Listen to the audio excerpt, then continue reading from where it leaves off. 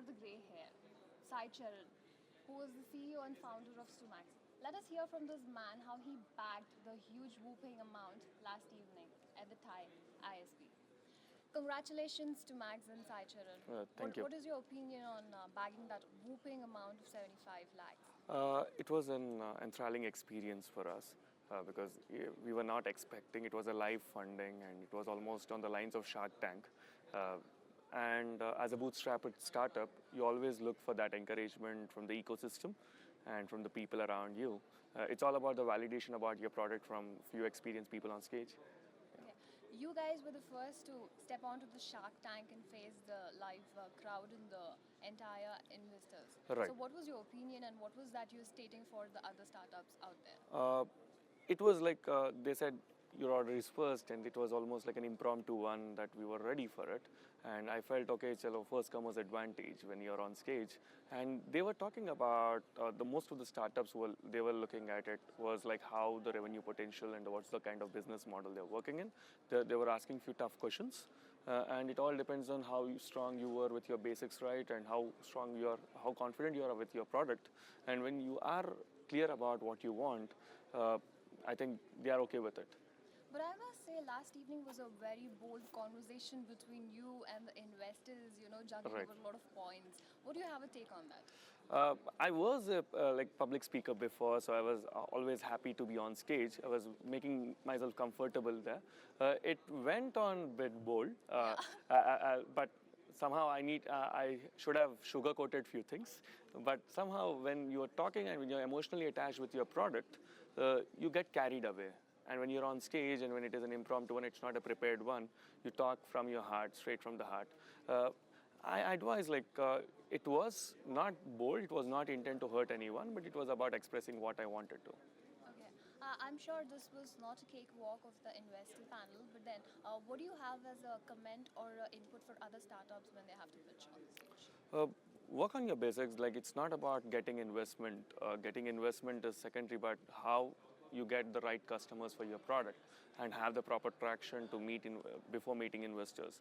Because this startup, everyone wants to start up, and we have to encourage. And the kind of numbers what we see are very tip of the iceberg now. The kind of startups what are there in the Bay Area or back in the Valley or any other part of the world are too many when you compare to us. And we are in a very early budding stage now.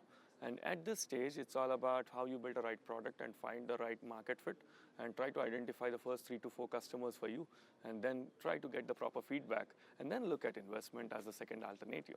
Because when you want to expand, first build the trust. When you trust your company, others start trusting you. I remember you quoting your last line saying we are on both the ends wherein we want to also get the revenues right for the Stumagz right now. So what is your take on that? You still okay with that if you get the funding? We accepted the funding last night, the kind of funding what we got for the 6 months now. They want to do a trial and they wanted to go with a convertible debenture now. And they said that let's see the performance for the coming 6 months.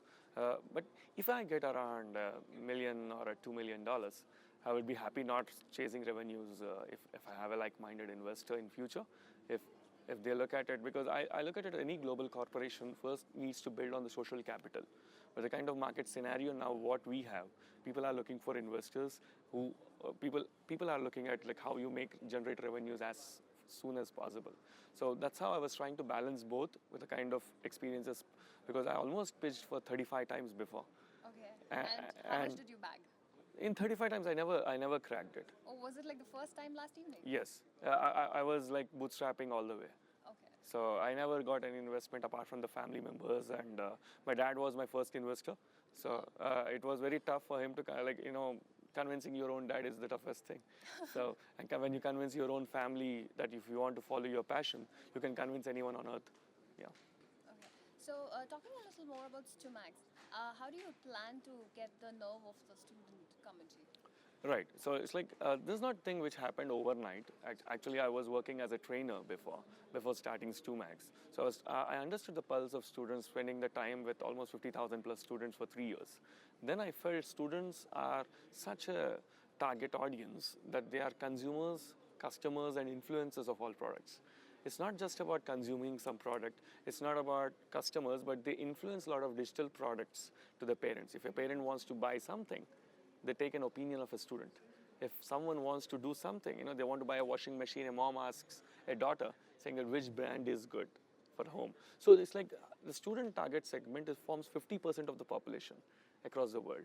And this is a completely an unorganized sector where there's nothing which is connecting them. So that's where I spent a lot of time understanding students and student behavior.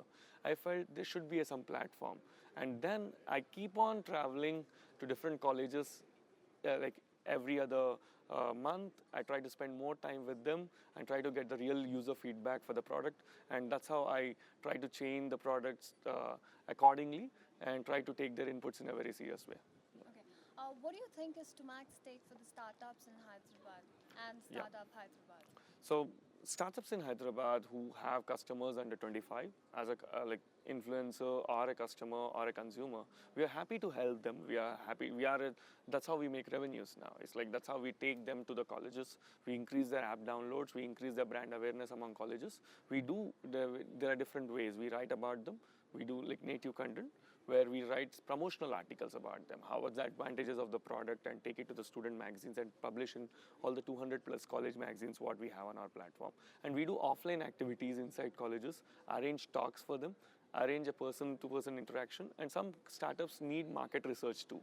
They ask for market research, they want an opinion survey, and we conduct such surveys for startups. And for Startup Hyderabad too, we can connect to the e-cells of the lot of startups, and where Startup Hyderabad can act as a bridge where you can take the startups to the colleges and encourage the students to start in college. This is Charan, and congratulations, Charan, for all the investment you've backed last evening. Thank you. And looking forward to Stumagz to do a lot on the student nerve. And yes, thank you for being part of Startup Hyderabad. Thank you, Priyanka.